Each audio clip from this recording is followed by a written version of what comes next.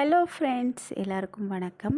இன்றைக்கி நம்ம சேனலில் கருவேப்பிலையை எப்படி ஃப்ரிட்ஜ் யூஸ் பண்ணாமல் ஸ்டோர் பண்ணி 1 மாதம் இல்லை 2 மாதம் கூட நம்ம வச்சுக்கலாங்கிறது தான் பார்க்க போகிறோம். ஒவ்வொரு டிப்பாக பார்க்கலாம்.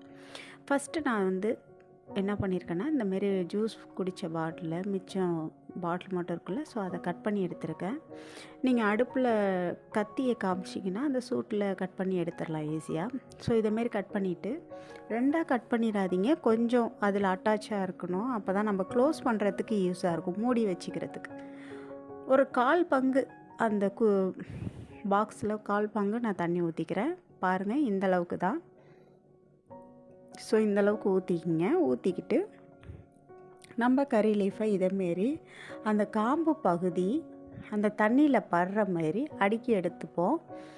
இதேமாரி அடுக்கி எடுத்துக்கங்க. அந்த காம்பு பகுதி நம்ம தண்ணியில் வைக்க போகிறோம். ஸோ அதனால் நம்ம எல்லா காம்புமே ஈவனாக இருக்கிற மாதிரி அடுக்கி எடுத்துக்கிட்டு அதுக்கு பிறகு என்ன பண்ண போகிறோம்னா, அந்த தண்ணியில் அந்த பாக்ஸுக்குள்ளார தண்ணி படுற அளவுக்கு நம்ம வைக்க போகிறோம். இதேமாரி ஈவன் பண்ணிக்கிட்டு இந்த பாக்ஸுக்குள்ளார தண்ணியில் படுற மாதிரி எல்லா காம்பும் இந்த தண்ணி பகுதியில் படுற மாதிரி வச்சுட்டு நம்ம இந்தமாரி க்ளோஸ் பண்ணி வச்சுக்கலாம். இதேமாரி க்ளோஸ் பண்ணிவிட்டு நீங்கள் கிச்சன் ஓரமாக வச்சுக்கலாம். நீங்கள் உங்களுக்கு எப்போ சமையலுக்கு தேவைப்படுதோ அந்த நேரங்களில் நீங்கள் எடுத்துக்கலாம். இதேமாரி உங்களுக்கு மூடியாகவும் கிடைச்சிரும். அதனால தான் நம்ம அதை செப்பரேட் பண்ணாமல் பாட்டிலில் அட்டாச்சாகவே மேலே உள்ளதையும் வச்சுருக்கோம். தண்ணி இந்தளவுக்கு இருக்கணும். ப்ளஸ் இந்தமாரி நம்ம சூப்பராக மூடி வச்சுக்கலாம். நம்மளுக்கு ஒரு கண்டெய்னர் மாரியே இருக்கும். ஸோ தேவைப்படுறப்ப இதேமாரி ஓப்பன் பண்ணிவிட்டு நம்மளுக்கு ஒரு லீஃப் தேவைன்னா இதேமாரி எடுத்துக்கலாம். ரொம்பவும் ஈஸியாக இருக்கும் யூஸ் பண்ணுறதுக்கு. இதேமாரி எடுத்து நீங்கள் தேவைக்கு ஏற்ப செய்துட்டு திரும்பவும் அதேமாரி மூடி நீங்கள் கிச்சன் ஓரமாக வச்சுக்கலாம். ஸோ இந்த டிப் உங்களுக்கு ரொம்பவும் பயனுள்ளதாக இருக்கும்னு நினைக்கிறேன். ஸோ கண்டிப்பாக இந்த டிப்பை ட்ரை பண்ணுங்கள். ஃப்ரிட்ஜில் யூஸ் பண்ண பிடிக்கல, இல்லை ஃப்ரிட்ஜில் வைக்க இடம் இல்லை ஃப்ரிட்ஜில் வச்சா நல்லதில்லை அப்படின்னு நினைக்கிற எல்லோரும் இந்த டிப்பை பயன்படுத்துங்க. டிப் நம்பர் 2, இந்தமாரி கவர் எடுத்துங்க. பாலித்தீன் கவர் எடுத்துகிட்டு பிளாஸ்டிக் பேக்.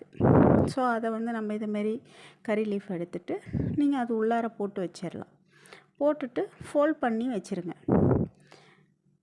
பேக்கை நல்லா ஃபோல்ட் பண்ணி வைக்கிறனால என்ன ஆகும்னா, அதில் ஒரு கறி லீஃப் நம்ம ஃபோல்ட் பண்ணுறப்ப வேர்க்க ஆரம்பிக்கும். அந்த தண்ணி எவாப்ரேட் ஆகாமல் அது உள்ளாரே ஸ்டோர் ஆகி, ஸோ அது என்ன பண்ணுன்னா லீஃபை க்ரீனிஷாகவே வச்சுக்கும், காஞ்சி போகாமல் பாதுகாக்கும். ஸோ இதேமாரியும் நீங்கள் யூஸ் பண்ணலாம். ஸோ அடுத்த டிப் என்னன்னா, இதேமாரி ஒரு பாக்ஸு நான் அதில் ஒரு குட்டியாக ஹோல் போட்டிருக்கேன். நீங்கள் இதை நைஃப் யூஸ் பண்ணியே இதுவும் போட்டுக்கலாம். ஸோ அந்த பாக்ஸில் ஒரு கிளாத்து, இந்த கிளாத்தை என்ன பண்ணுறோன்னா ஈரமாக்கிக்கிறோம். தண்ணி பட்டுட்டு புழிஞ்சிட்டு ஃபுல்லாக தண்ணி எதுவுமே இல்லை, நல்லா புழிஞ்சிட்டேன்.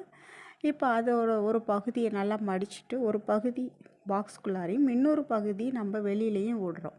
இதேமாரி ஒரு பாக்ஸ் அளவுக்கு உள்ளாரையும் இன்னொரு அளவு அதை மூடுற அளவுக்கு வெளியிலையும் இப்படி வச்சுக்கிட்டு இதில் நீங்கள் ஸ்டோர் பண்ணி வைக்க போகிறோம். எப்படி பண்ணி வைக்க போகிறோம்? அந்த கறி லீஃபை ஒன்று ஒன்றா நீங்கள் இந்தமாரி உருவி எடுத்துக்கணும். ஸோ எல்லாத்தையும் உருவி குச்சோடு வைக்கக்கூடாது. இந்த மெத்தடில் குச்சோடு வச்சிங்கன்னா உங்களுக்கு பாக்ஸை மூடுறதும் சிரமம், நிறைய ஸ்டோர் பண்ண முடியாது பாக்ஸுக்குள்ளார அதேமாரி வைக்கிறப்ப. ஸோ இதேமாரி உருவி எடுத்து வச்சுக்கிட்டிங்கன்னா எவ்வளோ வேணாலும் நீங்கள் யூஸ் பண்ணலாம். இதில் எப்படி நல்லா க்ரீனிஷாக இருக்குன்னா, அந்த துணியில் உள்ள ஈரப்பதம் என்ன பண்ணுன்னா, அதை அப்படியே லீஃபை காய விடாமல் நல்லா ஒரு சில்லுன்னு ஒரு ஃபீல் கொடுத்து அது அப்படியே நல்லாயிருக்கும்.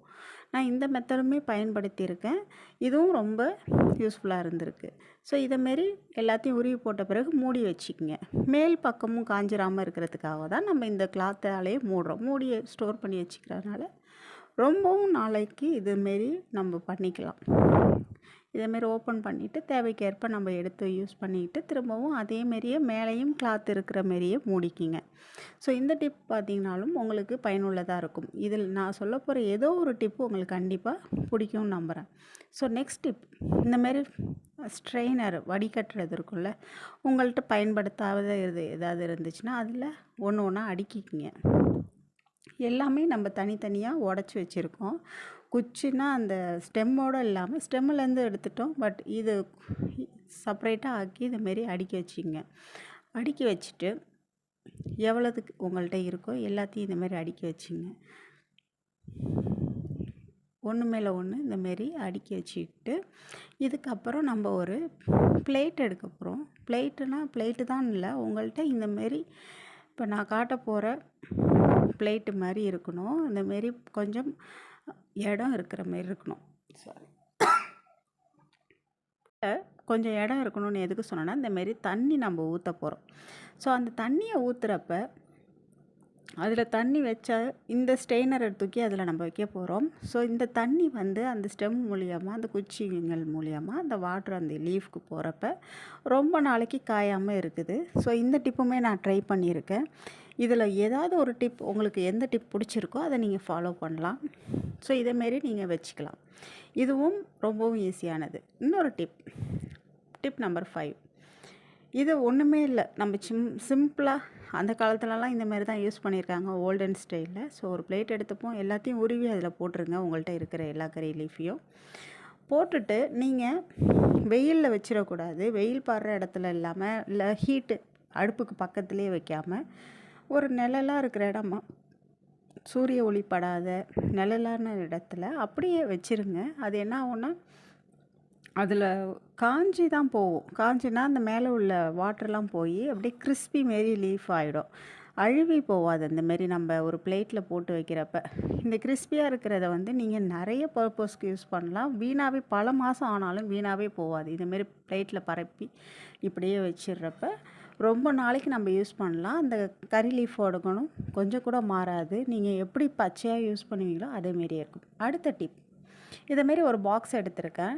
நம்ம இதெல்லாம் ஸ்வீட் கடையில் கொடுக்குற பாக்ஸ் தான், த்ரோ பண்ணி போடாமல் நான் அப்படியே வச்சுருக்கேன். அதில் நான் ஏற்கனவே ஓட்டை போட்டு வச்சுருக்கேன்.